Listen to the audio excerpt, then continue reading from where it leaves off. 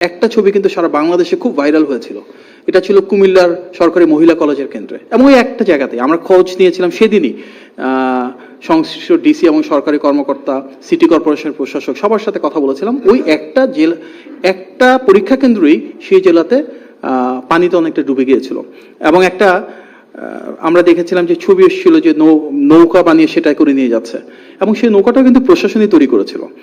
প্রশাসন সেখানে নিয়ে এসেছিল যেমন শিক্ষার্থীরা অন টাইম পৌঁছায়, সেভাবে কার্যকর উদ্যোগও গ্রহণ করা হয়েছিল, এবং আমরা দেখেছি ওই কেন্দ্রে পরীক্ষা 1 ঘন্টা বাড়িয়ে দেওয়া হয়। সুতরাং যেখানে সমস্যা থাকে সমাধানের জন্য কাজ করা হচ্ছে। তবে একই সাথে আমাদের উপলব্ধি করতে হবে যে সরকার যখন রাষ্ট্র পরিচালনা করে, বৃহত্তর সংখ্যাগরিষ্ঠ শিক্ষার্থীদের যে প্রত্যাশা সেটাই থাকে প্রাধান্য, এবং বিপুল পরিমাণ শিক্ষার্থী শিক্ষকদের সাথে অভিভাবকদের সাথে আলাপ আলোচনা করা হয়েছে, এবং তারা প্রায় সবাই ভেবেছিলেন যদি এবং বিশ্বাস করতেন যে ওনাদের যে প্রস্তুতি ছিল পরীক্ষাকে কেন্দ্র করে এবং যে শিডিউলের ব্যাপার থাকে, সেই হিসাবে পরীক্ষাটা যদি চালানো যেত তাহলে তাদের জন্য ভালো হতো।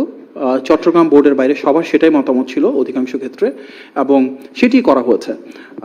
একটা প্রশ্নপত্রে ভুল নিয়েছিল, সেখানে ইতিমধ্যে মাননীয় শিক্ষামন্ত্রী বলেছেন যে যারা যারা পরীক্ষার্থী সেটা অ্যান্সার করছে তারা ফুল মার্ক সেখানে পেয়ে যাবে।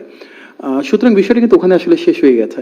আমরা সোশ্যাল মিডিয়ার মাধ্যমে দেখেছি অনেক তথ্য এসেছে যেখানে প্রকৃত শিক্ষার্থীর সংখ্যাও খুব সীমিত পরিমাণে ছিল, আবার যারা প্রকৃত শিক্ষার্থী না, পরীক্ষার্থী না, তারাও সেখানে ছিল।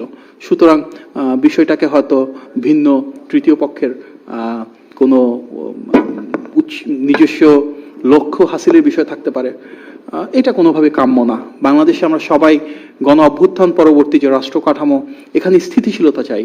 যে কোনো একটা বিষয়কে সামনে রেখে যদি অস্থিতিশীলতা তৈরির কেউ চেষ্টা করে, সেটি আসলে গণ অভ্যুত্থানের যে আকাঙ্ক্ষা সেটির সাথে সাংঘর্ষিক। তবে আমরা মনে করি ফ্যাসিবাদ পরবর্তী বাংলাদেশে সবাই জাতীয় ঐক্যকে প্রাধান্য দিবে, শিক্ষার্থীদের স্বার্থকে প্রাধান্য দিবে, এবং শিক্ষার্থী বান্ধব সরকার হিসেবে যে উদ্যোগগুলো গৃহীত হয়েছে, বিপুল সংখ্যক শিক্ষার্থী সেটাই চাইছিলেন। এবং বর্তমানে আবহাওয়া পরিস্থিতি যেহেতু সিগনিফিকেন্ট ইমপ্রুভমেন্ট হয়েছে, আমরা বিশ্বাস করি চট্টগ্রাম বোর্ড ছাড়া, যেটা এখন পর্যন্ত স্থগিত রয়েছে, বাকি সব জায়গায় সুন্দর সুষ্ঠুভাবে পরীক্ষা হবে। এবং আমরা দেখেছি যদিও একদিকে খুব ছোট্ট একটা অংশ আন্দোলন করেছিল, তার বাইরে কিন্তু সারা দেশ জুড়ে স্বতঃস্ফূর্তভাবে সুন্দর সুষ্ঠু পরিবেশে আমরা দেখলাম যে প্রতিটি পরীক্ষা কেন্দ্রে পরীক্ষা অনুষ্ঠিত হয়েছে।